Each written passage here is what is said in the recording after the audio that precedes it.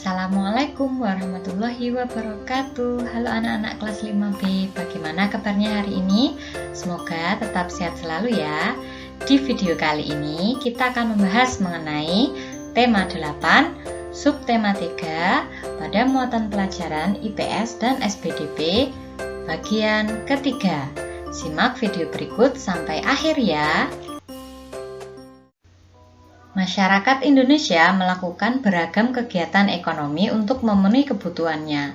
Setiap kegiatan ekonomi memiliki pengaruh terhadap kesejahteraan masyarakat. Kegiatan ekonomi tersebut antara lain adalah produksi, distribusi, dan konsumsi. Produksi adalah kegiatan mengolah bahan mentah menjadi bahan setengah jadi atau barang jadi. Orang yang melakukan kegiatan produksi disebut produsen. Distribusi adalah kegiatan menyalurkan produksi atau barang atau jasa kepada konsumen. Orang yang melakukan kegiatan distribusi disebut distributor. Konsumsi adalah kegiatan memanfaatkan dan menggunakan hasil produksi, barang dan jasa untuk memenuhi kebutuhan hidup. Masyarakat yang melakukan kegiatan konsumsi disebut konsumen. Berikut peta pikiran pengaruh kegiatan ekonomi terhadap kesejahteraan masyarakat. Kegiatan produksi bagi produsen memperoleh keuntungan. Kegiatan distribusi bagi distributor mendapatkan balas jasa, sedangkan bagi produsen memperoleh keuntungan. Bagi konsumen mendapatkan barang hasil produksi dengan cepat dan tepat. Sedangkan kegiatan konsumsi bagi konsumen dapat memenuhi kebutuhan, sedangkan bagi produsen dan distributor memperoleh pendapatan. Coba sekarang anak-anak perhatikan gambar berikut. Gambar ini adalah anak kecil yang sedang menggambar ataupun mewarnai. Nah, kegiatan menggambar ataupun mewarnai menggunakan krayon ini merupakan salah satu contoh kegiatan ekonomi, yaitu kegiatan konsumsi. Coba sekarang anak-anak perhatikan gambar ini. Gambar ini merupakan salah satu contoh gambar cerita. Gambar cerita adalah gambar yang menceritakan suatu adegan atau peristiwa. Gambar cerita juga bisa diartikan sebagai sebuah gambar atau urutan yang saling berhubungan satu dengan yang lainnya membentuk sebuah cerita. Gambar cerita sendiri sering kita jumpai pada komik atau cerita buku bergambar.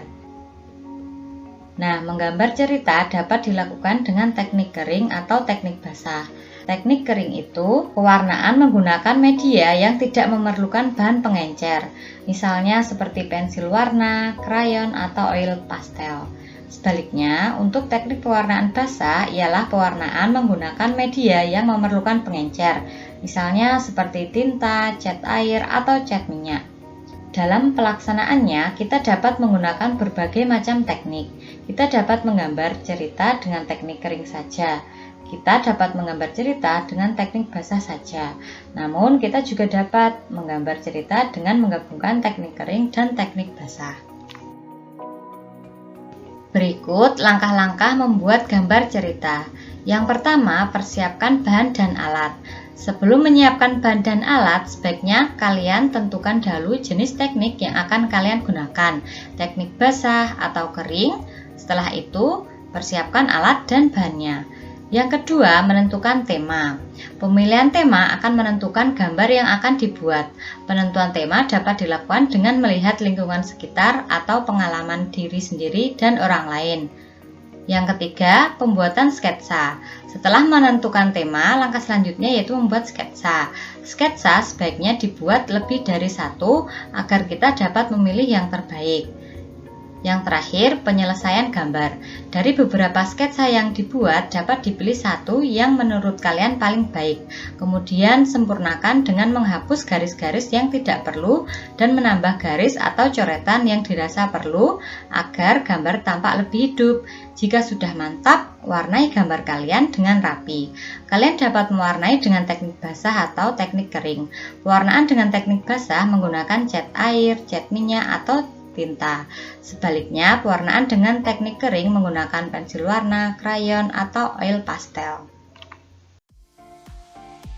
Terima kasih karena kalian telah menyimak video ini sampai selesai. Sampai jumpa di video selanjutnya. Wassalamualaikum warahmatullahi wabarakatuh.